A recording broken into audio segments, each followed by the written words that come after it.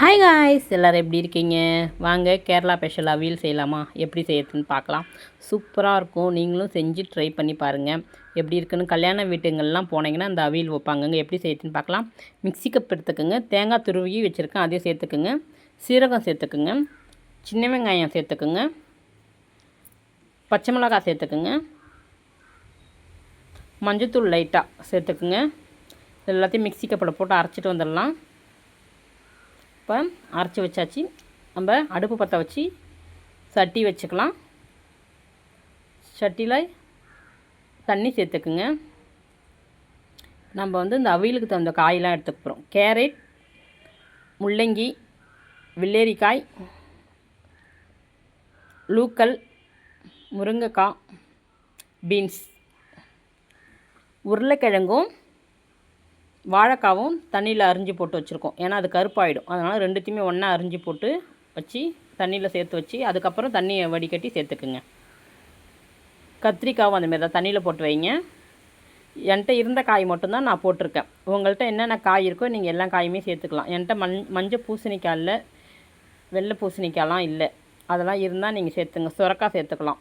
என்கிட்ட அதெல்லாம் இல்லை. வீட்டில் இருந்த காயை மட்டும் நான் சேர்த்துருக்கேன். அதை அப்படியே உப்பு போட்டுக்குங்க. அது ஒரு வெந்து வரட்டும். கொஞ்சம் கலந்து விடுங்க. லைட்டாக உங்களுக்கே தெரியும். மூடி வச்சுருங்க. அது வெந்து வரட்டும். இந்த மெத்தடில் செஞ்சு பாருங்கள், சூப்பராக இருக்கும். கலந்துக்குங்க, அடிக்கடி கலந்து விடுங்க. இது வெந்துருச்சு. தண்ணி நல்லா கொதிச்சிருச்சிங்க. தண்ணி நல்லா சுண்டிடும். எக்ஸ்ட்ரா இருந்தால் நீங்கள் எடுத்துக்குங்க. தண்ணியை எக்ஸ்ட்ரா வடிகட்டிடுங்க. நல்லா காயில் லைட்டாக தண்ணி இருந்தால் போதும். இப்போ நம்ம அரைச்சி வச்ச பேஸ்ட்டு அதில் சேர்த்துக்கலாம். தேங்காய் பேஸ்ட்டு அதில் சேர்த்து நல்லா கலந்து விடுங்க.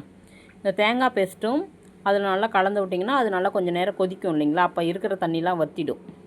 நீங்கள் உங்களுக்கு தண்ணி எக்ஸ்ட்ரா இருந்ததுன்னா நீங்கள் வடிகட்டி எடுத்துங்க. அதில் அப்படியே நீங்கள் மிளகுத்தூள் போட்டு குழந்தைங்களுக்கு கொடுக்கலாம் அந்த தண்ணியை. தயிர் சேர்த்துக்குங்க. இந்த ஸ்டேஜில் தயிர் சேர்த்து உடனே ஆஃப் பண்ணிவிடுங்க. ஏன்னா திரிஞ்ச மாரி ஆகிடும். ரொம்ப சிம்பிளான அவியல் ரெடி ஆயிடுச்சு. நீங்களும் வீட்டில் செஞ்சு பாருங்கள், எப்படி இருக்குன்னு சொல்லுங்கள். இப்போ ஒரு தாளிப்பு கொடுக்கலாமா? அதுக்கு தாளிப்பு உங்களுக்கு தேவைன்னா நீங்கள் கொடுத்துக்கலாம். இப்போ நம்ம தாளிப்பு ஒன்று கொடுத்துக்கலாம். தாளிப்பு கரண்டி வச்சாச்சு. எண்ணெய் சேர்த்துக்குங்க. கடுகு சேர்த்துக்குங்க. உளுத்தம்பருப்பு சேர்த்துக்குங்க. சீரகம் லைட்டாக சேர்த்துக்குங்க. கருவேப்பிலை சேர்த்துக்குங்க. இந்த தாளிப்பை அவியலில் போட்டுக்கலாம். அவியல் ரெடி ஆயிடுச்சு. நீங்களும் வீட்டில் செஞ்சு ட்ரை பண்ணி பாருங்கள்.